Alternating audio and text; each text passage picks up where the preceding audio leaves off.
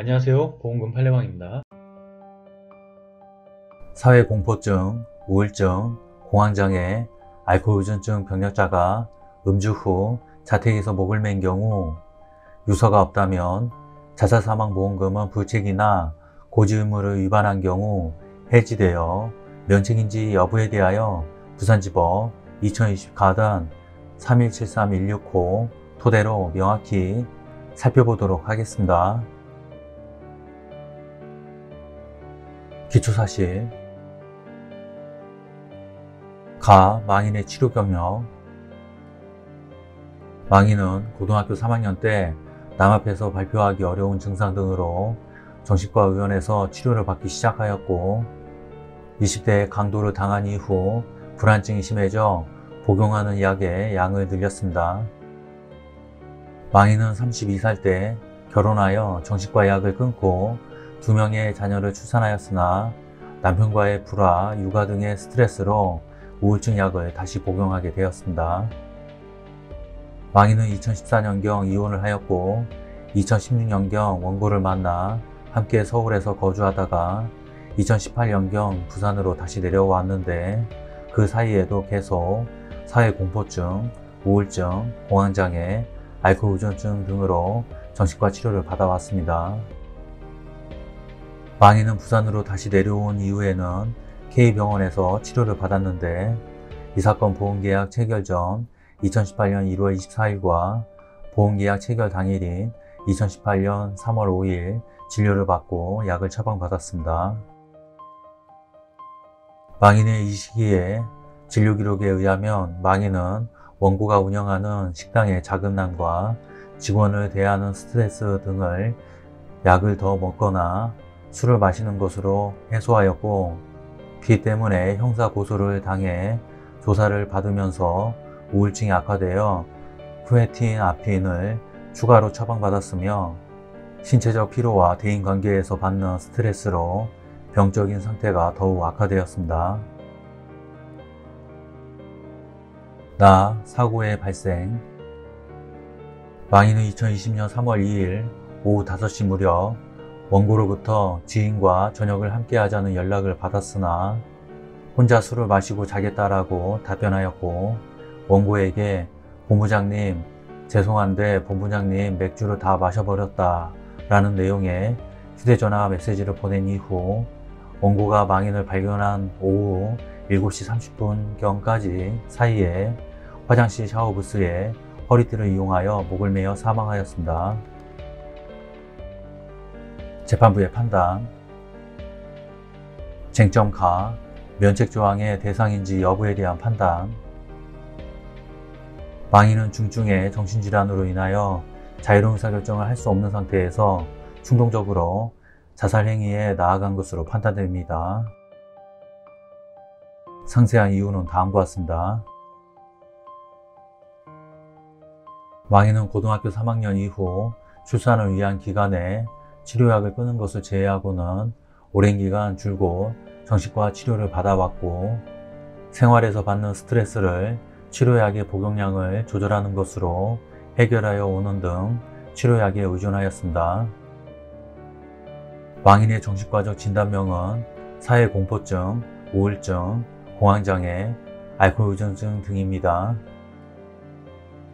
사회공포증은 다른 사람이 자기를 관찰하는 것을 두려워하여 대인관계를 피하게 되고 이 증상은 공황발작으로 발전할 수 있고 공황장애의 증상은 예측 불가능한 심한 공황의 재발성 발작과 가슴 통증, 자제력 상실 등이며 우울증은 기분의 저하, 정력 감퇴, 활동력 감소, 심한 피로감 등으로 나타나는 바 망인의 정신과적 질환으로 통제력을 잃고 돌발 행동으로 나아갈 가능성이 늘 있었던 것으로 보입니다.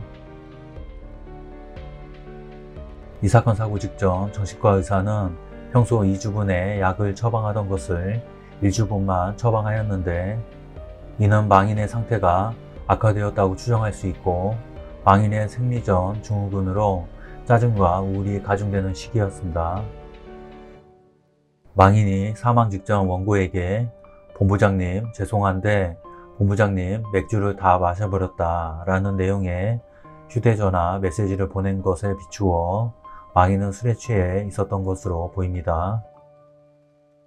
망인이 원고에게 휴대전화 메시지를 보낸 이후 원고가 귀가할 때까지의 짧은 시간 내에 목을 매어 자살한 정황에 비추어 계획적인 자살이라고 보기 어렵고 유서 등의 신변정리 흔적들도 발견되지 않았습니다. 쟁점나 이 사건 보험계약의 해지 주장에 대한 판단. 이 사건 보험계약의 청약서와 약관에는 피보험자가 고의 또는 중대한 과실로 중요한 사항에 관해 알리 의무를 위반하는 경우 피고는 보험계약을 해지할 수 있다고 기재되어 있습니다. 이 사건 보험계약 체결 이전 망인은 오랫동안 정신과 치료를 받고 처방약을 복용한 사실. 망인은 이 사건 보험계약 체결 3개월 이전인 2018년 1월 24일과 이 사건 보험계약 체결 당일인 2018년 3월 5일에도 정신과 치료를 받았음에도 이 사건 보험계약 청약서에 의사의 치료를 받은 사실이 없고 투약한 사실이 없다고 기재한 사실은 앞서 인정한 바와 같으므로 망인은 피고에게 거짓 고지를 하여 알리 의무를 위반하였고 피고가 2020년 10월 27일 이 사건 보험계약의 해지를 통지하여 위 통지가 도달하였으므로 이 사건 보험계약은 피고의 해지 통지에 의해 해지되었다고 할 것입니다. 원고는 보험설계사가 제대로 된 고지할 수 있는 기회를 주지 않은 경우에 해당한다고 주장하나 이를 인정할 아무런 증거가 없고 오히려 증인 보험설계사 IL의 각 증언에 의하면 원고는 망인을 피보험자로 하여 보험가입을 해달라고 요청하면서 원고와 망인 모두 망인의 정신과 치료 사실을 전혀 고지하지 않은 사실을 알 수 있을 뿐입니다.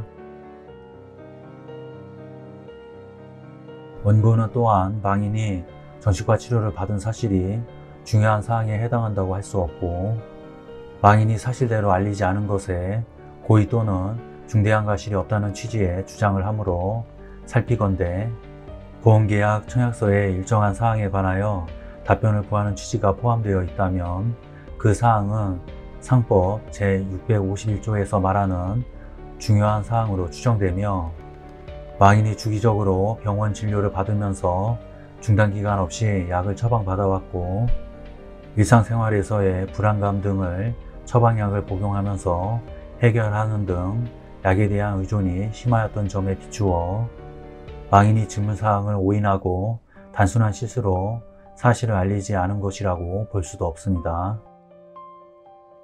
결론적으로 보험회사는 보험 수익자에게 상해사망보험금을 지급할 의무가 없습니다.